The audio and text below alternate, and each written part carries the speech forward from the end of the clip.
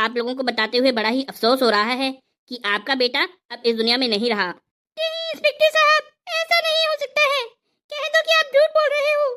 काश कि मैं ऐसा कह सकता, लेकिन सच्चाई यही है कि अब आपका बेटा इस दुनिया में नहीं है। हे भगवान, ये मैं क्या सुन रही हूँ? मेरे बेटे से पहले भगवान तूने मुझे क्यों नहीं उठा लिया? हेलो फ्रेंड्स, ये वीडियो आपको बिल्कुल भी स्किप नहीं करना है। ये वीडियो आपकी जिंदगी बदल सकता है। यह एक सोशल अवेयरनेस वीडियो है जिसके माध्यम से हम देश में हो रहे रोड एक्सीडेंट्स के निरंतर बढ़ते हुए केसेस की ओर प्रशासन और लोगों का ध्यान केंद्रित करना चाहते हैं। आप लोगों ने भी अपने फैमिली, रिश्तेदारी या फिर आसपास कोई ऐसा केस जरूर देखा होगा जहां पे किसी रोड एक्सीडेंट के कारण किसी फैमिली ने अपने प्यारे परिवार के एक सदस्य को खो दिया है। ऐसे ही लोगों को समर्पित है हमारा आज का ये वीडियो पूरी तरह से काल्पनिक है।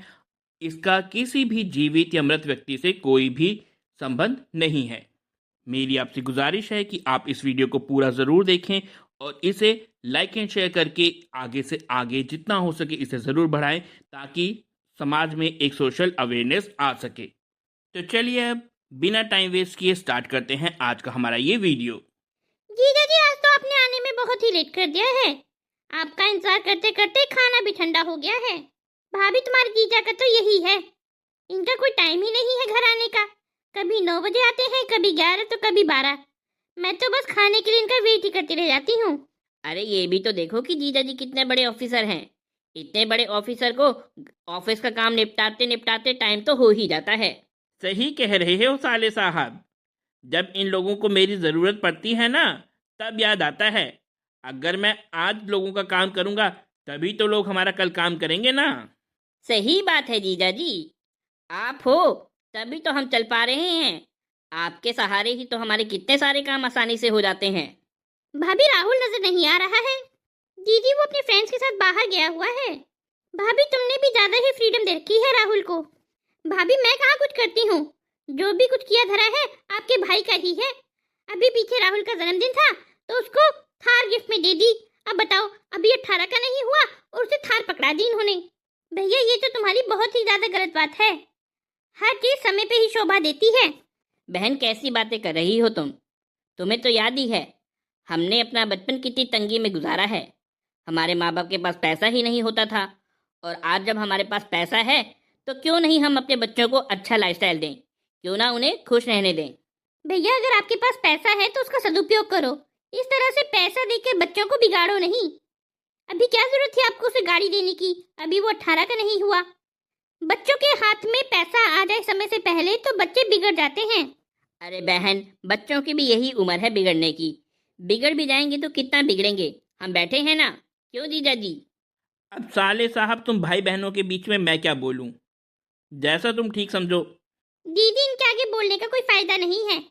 ये तो वही करते हैं जो इनको सही लगता है। राहुल है भी तो भैया का बहुत ही ज्यादा लाडला। दीदी बच्चे तो सभी माँ बाप के लाडले होते हैं, भला ऐसा भी कोई बच्चा है जो अपने माँ बाप का लाडला ना हो? वैसे जीजा जी, आपसे एक काम था मुझे। बताओ साले साहब, क्या काम है? भला ऐसा कोई काम है जो तुम्हारे जीजा जी ना कर सकें? थोड़े से चालान आ गए हैं, उनका मैटर है, जरा सॉर्ट आउट करवाना है। अरे भैया, तुम तो इतने अच्छे से ड्राइविंग करते हो, तुम्हारे चालान कैसे बन गए? अरे बहन, चालान मेरे नहीं कटे हैं, राहुल के कारण कटे हैं। ओवर स्पीडिंग के 3-4 चालान हैं। हे भगवान, राहुल के कारण ओवर स्पीडिंग के वो भी 3-4 चालान? भैया ये तो बहुत ही गलत बात है, तुम्हें राहुल पर थोड़ा ध्यान देना चाहिए। अरे बहन, बच्चों की यही तो उम्र होती है, आज नहीं मौज मस्ती करेंगे तो फिर कब करेंगे? भैया तुम देखते नहीं हो क्या, आए दिन कितने एक्सीडेंट्स हो रहे हैं। इस तरह से लापरवाही सही बात नहीं है। अरे बहन, कभी तो शुभ बोलिया कर, ना जाने क्या अनशन बकती है। अरे जीजा जी, आपके लिए कौन सी बड़ी बात है, इतने बड़े ऑफिसर हो आप, आपके तो चुटकी बजाते ही सारे चालान माफ हो जाएंगे। और वैसे भी जीजा जी, राहुल हमारा ही क्या, आपका भी तो बेटा है। अरे भैया भाभी, आप क्यों टेंशन लेते हो? मैं बैठा हूं ना, सारे मैटर मैं निपटा दूंगा। आपके सारे जो चालान हैं सब माफ करवा दूंगा। साहब। हाँ कमला, बोलो क्या बात है? साहब बाहर पुलिस आई है, आपके बारे में पूछ रही है। इतनी रात की पुलिस क्यों आई होगी?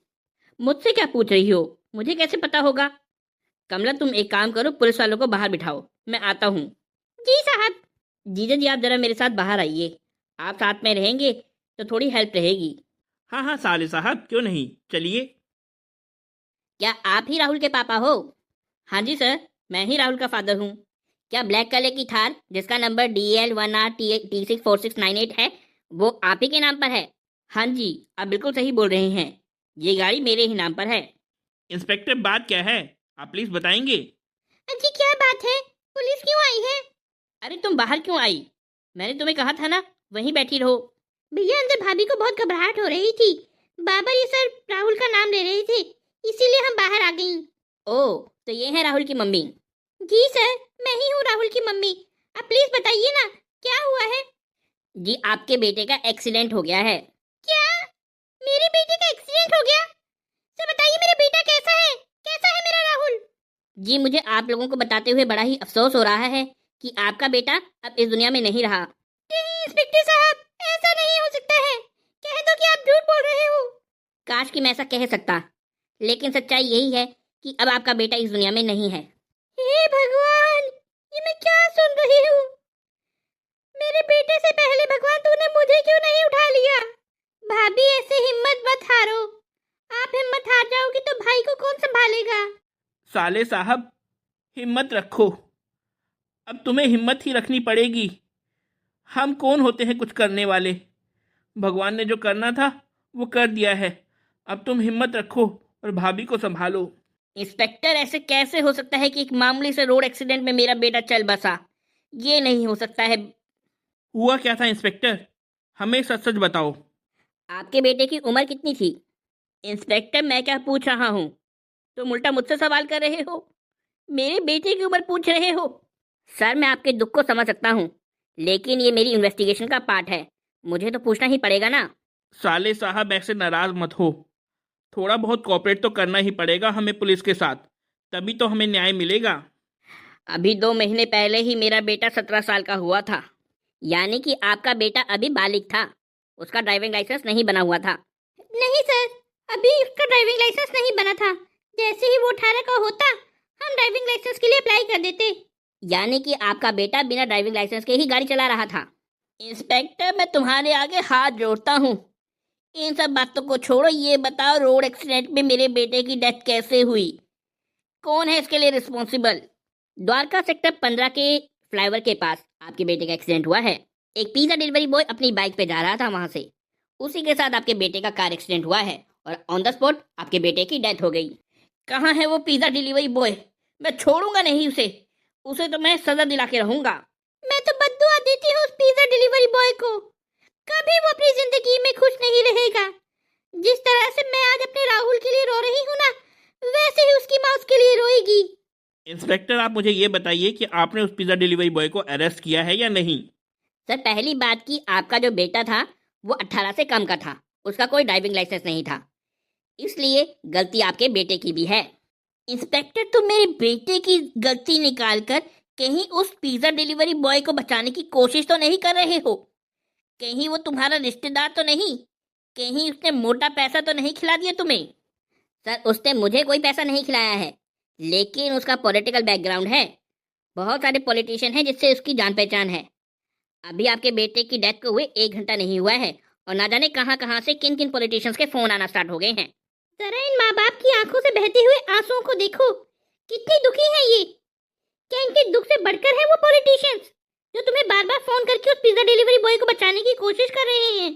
साले साहब तुम टेंशन मत लो, तुम्हारा बहनोई खड़ा है यहाँ पर, मैं एड़ी चोटी का जोड़ लगा दूंगा, लेकिन हमारे राहुल के जो भी गुनहगार हैं उनको मैं उचित से उचित सजा जरूर दिलवाऊंगा। उस लड़के ने हमारा हंसता खेलता परिवार तोड़ दिया है, मैं उसे ऐसे जाने नहीं दूंगी, कानून को कुछ न कुछ करना ही पड़ेगा।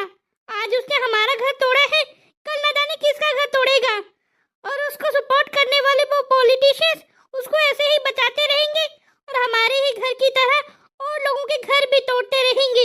मैं ऐसा बिल्कुल भी नहीं होने दूंगी। तो क्या आप लोग उस लड़के से मिलना चाहोगे? आप एक बार उसे मेरे सामने तो लाओ, उसे तो मैं जिंदा नहीं छोड़ूंगा। ये बात है तो मिल लो असली गुनहगार से। अरे ये तो हमारा राहुल है, इसका मतलब इंस्पेक्टर साहब आप झूठ बोल रहे थे। बाय गॉड इंस्पेक्टर साहब, मुझे तो हार्ट अटैक आते आते बचा है। इंस्पेक्टर, जब हमारा बेटा बिल्कुल सही सलामत है तो तुमने हमारे साथ इतना बड़ा झूठ क्यों बोला? क्यों हमें परेशान कर रहे थे इतनी देर से, जब कोई रोड एक्सीडेंट हुआ ही नहीं? मैंने आपसे ये झूठ जरूर बोला है कि आपके बेटे की डेथ हो गई है, लेकिन रोड एक्सीडेंट हुआ है यह बिल्कुल सच है। और ये भी सच है कि रोड एक्सीडेंट में एक डेथ हुई है। हे भगवान, रोड एक्सीडेंट में किसी की डेथ हो गई? इंस्पेक्टर साहब, कौन था वो? अरे दीदी छोड़ो ना, हमें क्या लेना देना किसका एक्सीडेंट हुआ, कौन मरा। मेरा बेटा राहुल जिंदा है ना, मेरे लिए वही बहुत है। मैं तो भगवान के आगे देसी घी का दीपक जलाऊंगी। वाह मैडम वाह, बहुत खूब। आपका बेटा जिंदा है, इस खुशी में आप देसी घी का दीपक जलाओगी, लेकिन किसी और के घर का दिया बुझ गया, उस बात का आपको कोई दुख नहीं है? किसी और के घर का चिराग बुझ गया, इस बात का दुख मुझे क्यों होगा? क्योंकि किसी और के घर के चिराग को बुझाने वाला और कोई नहीं, आप ही का बेटा राहुल है। इंस्पेक्टर, तुम्हारे कहने का क्या मतलब है? राहुल जो है शराब के नशे में 150 किलोमीटर प्रति घंटे की रफ्तार से गाड़ी चला रहा था, और एक बेचारे पिज्जा डिलीवरी बॉय वो बाइक पे जा रहा था, और इससे गाड़ी कंट्रोल नहीं हुई और इसने गाड़ी उस पिज्जा डिलीवरी बॉय के ऊपर चढ़ा दी, और उसी एक्सीडेंट में वो बेचारा पिज्जा डिलीवरी बॉय मारा गया। बेटा राहुल, तुम्हें तो कोई खरोंच नहीं आई? वाह साहब वाह, बेटे से पूछ रहे हो तुम्हें कोई खरोंच आई या नहीं आई? किसी दूसरे के घर का चिराग बुझ गया, उस बात का आपको बिल्कुल भी पछतावा नहीं है? अरे ये छोटे मोटे लोग तो मरने के लिए ही पैदा होते हैं। क्या हो गया अगर एक आध मर गया तो? 4 साल पहले उसके बाप की डेथ हो गई है, माँ उसकी अपाहिज है। घर में 2 जवान बहनें हैं जिनकी शादी करनी है, एक छोटा भाई है जिसको अभी बोर्ड के एग्जाम देने हैं, एक वो पिज्जा डिलीवरी बॉय ही था जिसकी कमाई से पूरा घर चल रहा था, आज वो भी नहीं रहा। उसके जाने के बाद जितने भी लोग घर पे बच गए हैं उनकी जिंदगी भी तहस नहस हो गई है। कितने दिन वो जी पाएंगे इस बात की भी कोई गारंटी नहीं है, और आप कह रहे हैं कि ऐसे लोग मरने के लिए ही पैदा होते हैं। इंस्पेक्टर साहब, हमारे बेटे से नादानी में ये सब हुआ है, इसे आप माफ कर दो। मैडम जी, ये कोई नादानी वाली बात नहीं है। अगर आपका बेटा बालिग है तो आप इसके माँ बाप हो, आपकी रिस्पॉन्सिबिलिटी बनती थी कि आप अपने बेटे की एक्टिविटीज पे नजर रखो। उल्टा आपने खुद इसको 18 से होने से पहले ही एक गाड़ी दे दी। बेटा आपका क्या क्या कर रहा है उस चीज पर आपकी बिल्कुल भी नजर नहीं है। मैंने पूरे रिकॉर्ड्स निकाले हैं, आपके बेटे के ऊपर 3-4 ऑलरेडी चालान बने हुए हैं ओवर स्पीडिंग के। उसके बाद भी आपने अपने बेटे को कंट्रोल में करने की कोशिश नहीं की। जितनी गलती आपके बेटे की है उससे कई गुना ज्यादा गलती आप दोनों की है। जीजा जी, आप कुछ करिए ना, आपकी तो इतनी जान पहचान है, कुछ भी कर कर आप मेरे बेटे को बचा लीजिए, इस केस को रफा दफा कर दीजिए। इंस्पेक्टर सर, मेरी आपसे रिक्वेस्ट है कि आप इस केस में बिल्कुल भी इंटरफेयर ना करें। आप खुद देखिए ना, उस बेचारे पिज्जा डिलीवरी बॉय की फैमिली की कितनी हाई लगेगी आप सबको। बेचारा वो तो चला गया, अब उसका घर वाले हैं रोने के लिए, वो भी तो न्याय चाहते हैं ना। अभी मैंने आपको झूठ बोला था कि आपका बेटा डेथ में मर गया, तो आप लोग कैसे न्याय के लिए रो रहे थे? कितना दुख हो रहा था आपको। आपका कहना था कि आप उस पिज्जा डिलीवरी बॉय को मार दोगे, जिसके कारण आपके बेटे की डेथ हुई। अब आपके लिए सारी चीजें बदल गई। एक्सीडेंट आपके बेटे के कारण हुआ है तो आपका बेटा आपके लिए निर्दोष है, और वो पिज्जा डिलीवरी बॉय जो मर गया वो आपको लगता है कि उसकी कोई वैल्यू नहीं है, उसके लिए कोई न्याय नहीं चाहिए। जैसे यह आपका बेटा है वैसे ही वो किसी का बेटा था। जैसे कानून इसके लिए है वैसा ही कानून उसके लिए है, और मैं पूरी कोशिश करूंगा कि आपके बेटे को उचित से उचित दंड मिले। और साथ में आप जैसे जो केयरलेस पेरेंट्स होते हैं जो बच्चों को बिगाड़ते हैं और उसके बाद उनकी हरकतों पे, उनके गुनाहों पे इस तरह से पर्दा डालने की कोशिश करते हैं, उनके ऊपर भी उचित से उचित कार्यवाही हो। हाँ जी दोस्तों, तो कैसा लगा आज का हमारा ये सोशल अवेयरनेस वीडियो? मैं उम्मीद करता हूँ कि आपको ये वीडियो पसंद आया होगा। अगर वीडियो आपको पसंद आया हो तो इसे कर दे लाइक एंड शेयर, ताकि ज़्यादा से ज़्यादा लोगों तक हमारा जो ये सोशल अवेयरनेस वीडियो है ये पहुँच सके, और जितनी ज़्यादा सोशल अवेयरनेस इस टॉपिक के ऊपर हो लोगों में आ सके। चैनल को अगर अभी तक आपने सब्सक्राइब ना किया हो तो चैनल को कर दे सब्सक्राइब, और इसी तरह से जो हमारे आने वाले अपकमिंग वीडियोस हैं उनके नोटिफिकेशन आप तक पहुंचते रहें, उसके लिए कर दे बेल आइकन को प्रेस। ठीक है दोस्तों, तो मिलते हैं बहुत ही जल्द एक नई वीडियो के साथ। तब तक के लिए राम राम, जय माता दी दोस्तों।